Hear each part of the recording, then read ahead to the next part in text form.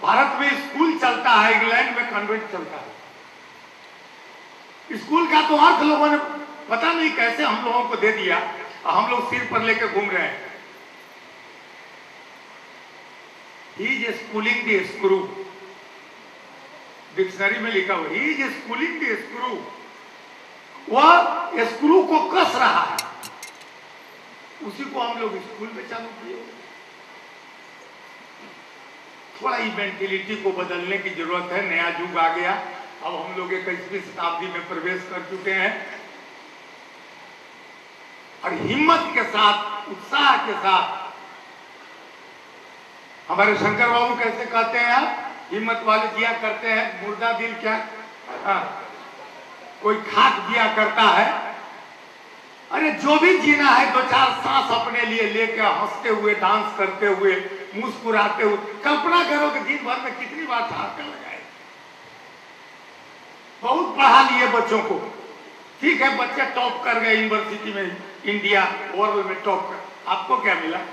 एक आध दो हंसी तो दीजिए, थोड़ा हंसते हुए घर से तो निकलिए, हंसते हुए जीवन तो जीने का प्रयास करिए। यह शिक्षा अगर बच्चों को दे दीजिएगा तो पढ़ाई के लिए नहीं, इस शिक्षा के लिए बच्चे आवेंगे। सारे बच्चे का एक ही प्रश्न उठ रहा है, ध्यान नहीं लगता है पढ़ने में। अरे मेडिटेशन कराओ, उनको ध्यानस्थ करा दो, सारा डिप्रेशन नष्ट हो जाएगा, सारी चिंता नष्ट हो जाएगी उसकी। वो हंसना सीख लेगा, वो जीना सीख लेगा, मुस्कुराना सीख लेगा, और वही सही शिक्षा है। तो मेरे प्रिय शिक्षकगण और हमारे माननीय अतिथि, फिर मैं अतिथि कह रहा हूँ, हमारे रामकृष्ण बाबू भी बैठे हैं, आज कह रहे थे कि थोड़ा बात करेंगे हम आपसे। मैं भी आपसे बात करना चाह रहा हूँ। मेरे मन में भी है कि कभी कभी मेरा तो ऐसा संजोग है कि जब कभी भी कहीं जाता हूँ, पहले आप लोगों ने नीचे से प्रमोशन लिया होगा, पहले कभी स्कूल मिडिल में पढ़ाया होगा, कभी हाई स्कूल में पढ़ाया होगा, तब कॉलेज में पहुंचे। हमारा प्रमोशन ऐसा हुआ कि पहली बार मेरी नियुक्ति कॉलेज में प्रोफेसर में हुई, और उसके बाद मैं नीचा घटकने लगा, नीचे फिर हाई स्कूल में आया, हाई स्कूल से मिडिल स्कूल में, अब मिडिल स्कूल से मान दुर्गति ऐसी, अब प्राइमरी में क ख पढ़ा रहा हूं।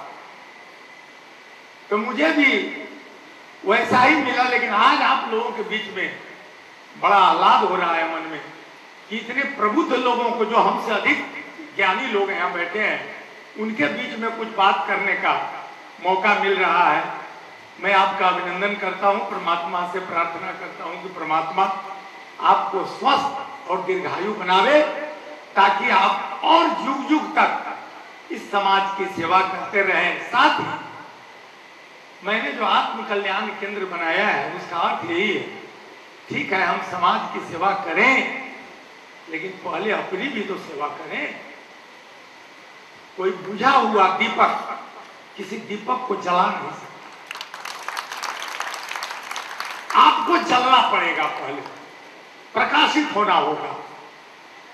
अभी एक समस्या आ रही है, मैं मैनेजमेंट से, कृष्णा निकेतन मैनेजमेंट से भी कहना चाहूंगा, और आप लोग को पूरे देश की शिक्षण संस्थाओं से जुड़े हैं, बड़ा बिलीव, मैंने बार बार कहा, हमारे टीचर घर से आते हैं पढ़ाने के लिए। यह चर्चा मैंने की थी गुड़गांव में, FCI का ऑल इंडिया कॉन्फ्रेंस हो रहा था, तो 3 दिन के लिए मुझे बुलाया जाता। उसमें लोग बुलाते हैं कि उनके अधिकारी लोगों को थोड़ा मानसिक रूप से रिलीज कराइए।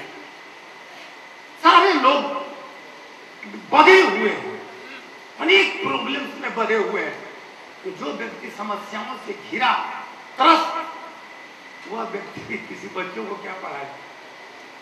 मैंने स्कूलों में जितनी भी संस्थाएं, 40-45 फाउंडेशन के स्कूल हैं, मैंने सबको कहा, हमारे टीचर आते हैं घर से पढ़ाने, या प्रिंसिपल का दायित्व बनता है कि 1 मिनट उस टीचर का हाल समाचार तो पूछ ले, कहीं उसकी पत्नी तो बीमार नहीं है,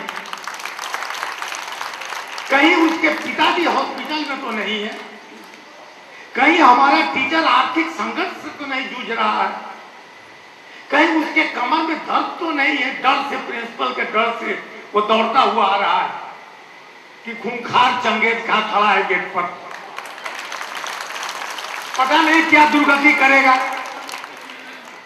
मैं कहता हूं कि नहीं है, यह बात मत करो। घंटी शुरू होती है 7 बजे, 5 मिनट पहले बुला लो, हाल समाचार पूछो, एक गिलास पानी पिला लो, अगर वह खाना नहीं खाया है एक रोटी खिला दो, उसके बाद जाओ क्लास में जाके अपना हुआ विषय को पढ़ाता रहेगा। लेकिन जो व्यक्ति प्रताड़ित है, कई लोग पत्नी पीड़ित भी होते हैं, जो लोग प्रताड़ित हैं वह व्यक्ति अगर यहां आता है और क्लास में जाए, और भूखा व्यक्ति है, मानसिक संतरास में जी रहा है, वह व्यक्ति राष्ट्र निर्माता बनकर बच्चों को क्लास में पढ़ा रहा है, खाक पढ़ाएगा। वो नहीं चाहिए वैसी पढ़ाई। बुझा हुआ दीपक कुछ कभी प्रकाशित नहीं होता। हमारे टीचर को नाचते हुए क्लास में जाना चाहिए, नाचते हुए। मैं तो नर्सरी क्लास और प्राइमरी क्लास में माननीय शंकर बाबू और राजहंस जी, मैं आपको बताऊं कि मैं तो सब लोगों को कहता हूं, जब इंटरव्यू में कभी कभी, मैं तो देखिए मैं ऐसा आदमी हूं, 51-52 साल हो गया शिक्षा की सेवा में, 1960 में कॉलेज से निकला था और तब से यही चरवाही कर रहा हूं। तो बच्चों के जब टीचर लोग आते हैं तो मैं उनको कहता हूं क्या करिएगा, तो सर मैं नर्सरी में पढ़ाती हूँ या पढ़ाता हूँ। हम कहते थे आप फेल कर गए। नर्सरी में कोई पढ़ा नहीं सकता है बच्चों को। नर्सरी में खेला जाता है, डांस किया जाता है, बच्चों को मनोरंजन कराया जाता है, और तब वह शिक्षक सफल होता है। मैंने आज तक किसी शिक्षक की डिग्री नहीं देखी। तुम बीए पास हो कि मैट्रिक पास हो, क्लास में जाओ, क्लास में से आओगे तो तुम्हारा पता चल जाएगा हमको जो तुम क्या हो। परिस्थिति ऐसी आ गई है, आप लोग विशेष रूप से लोगों को बताएंगे।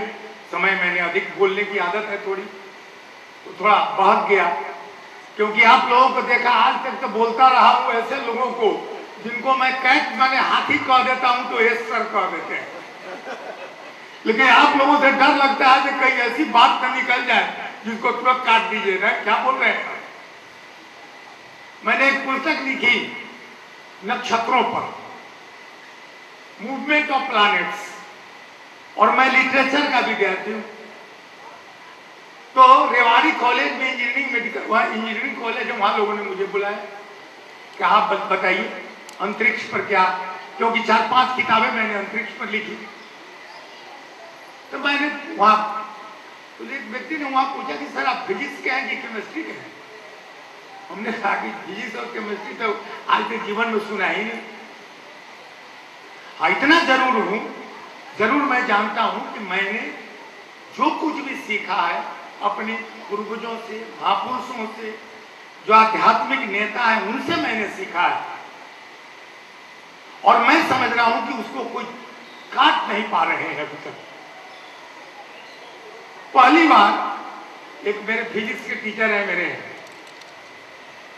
वहां, तो मैंने लिखा कि ऊर्जा क्या होती है, ऊर्जा क्या।